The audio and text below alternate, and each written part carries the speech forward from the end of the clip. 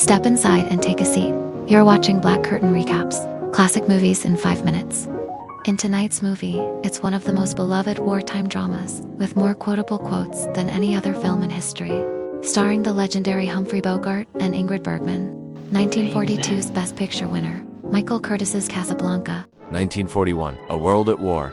For thousands of European refugees, the only path to freedom is a desperate journey through Marseille, across the Mediterranean and into the Vichy-controlled Moroccan city of Casablanca. It's a place where you wait, you pray, and you try to get your hands on an exit visa. Most never leave. At the center of this web lies Rick's Café Américain. In Casablanca, everybody comes to Rick's, including the crooks and the smugglers. The proprietor, Rick Blaine, is a cynical American expatriate who prefers to turn a blind eye and is only content in running his saloon. But when small-time crook Hugarthe handed Rick 2 letters of transit stolen from murdered German couriers that guarantee safe passage across borders, Rick's neutrality is immediately put to the test. Enter corrupt French puppet captain Louis Renault and Rick's unlikely friend. What in heaven's name brought you to Casablanca? My health. I came to Casablanca for the waters. The waters? What waters? We're in the desert. I was misinformed. Desperate to impress Major Heinrich Strasser of the Third Reich, Renault makes a public display of Ugarte's arrest. Be a fool, you can't get away. Rick, hide me. Do something. You must help me, Rick. When they come to get me, Rick, I hope you'll be more of a help. I'd stick my neck out for nobody. But the letters remain with Rick, hidden in Sam's piano. Sam is Rick's confidant and house pianist, a charmer who could command the crowd with songs, with one golden rule: song he mustn't play. No matter what the future brings as time goes by. Sam, I thought I told you never to play. That very same night, the past walks back into Rick's life. Victor Laszlo, a renowned Czech resistance leader who escaped a concentration camp, arrives. With him is Ilsa Lund, Rick's former lover.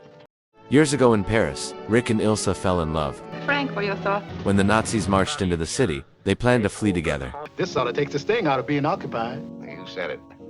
He's looking at you, kid. But she never showed up at the train station, leaving Rick with nothing but a rain-soaked note and a broken heart.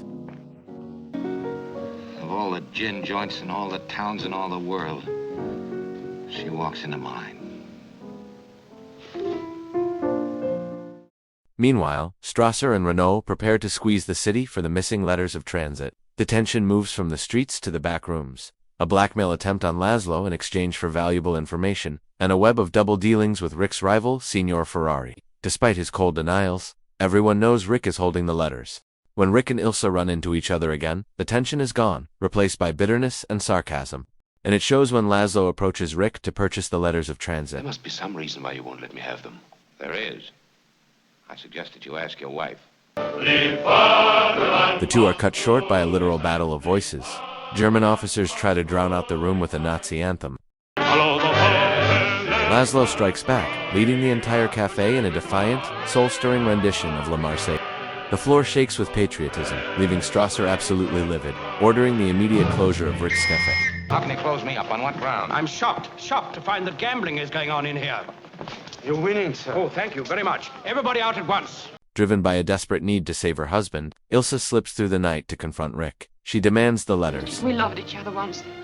If those days meant anything at all to you. I wouldn't bring up Paris if I were you. It's poor salesmanship. Please. Eventually pulling a gun as her pleas fall on deaf ears. When Rick dares her to pull the trigger, her resolve shatters, and the bitterness of their past melts into a devastating truth. She never stopped loving him. Rick finally plays his cards, admitting to Renault that he has the letters and proposing a cold-blooded deal, a sting operation to trap Laszlo red-handed. But at the moment of truth, the script flips. Rick pulls a gun on the captain and forces him to call the airport to clear the path. And remember, this gun is pointed right at your heart. That is my least vulnerable spot. Under the heavy airport fog, Rick makes the ultimate sacrifice. He forces a tearful Ilsa onto the plane with Laszlo, choosing the cause over his own heart. But what about us? We'll always have Paris. And for the second time, and perhaps more painful than the first, Rick and Ilsa part ways. Ilsa, I'm no good at being noble, but it doesn't take much to see that the problems of 3 little people don't amount to a hill of beans in this crazy world. He's looking at you, kid.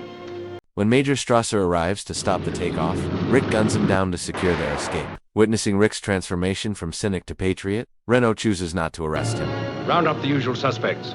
Instead, the two men disappear into the mist together, leaving their pasts behind to face an uncertain future. 10,000 francs should pay our expenses. Our expenses. Louis, I think this is the beginning of a beautiful friendship. If you enjoyed this movie, please like and subscribe. See you in the next recap. BCR, not your ordinary recaps channel.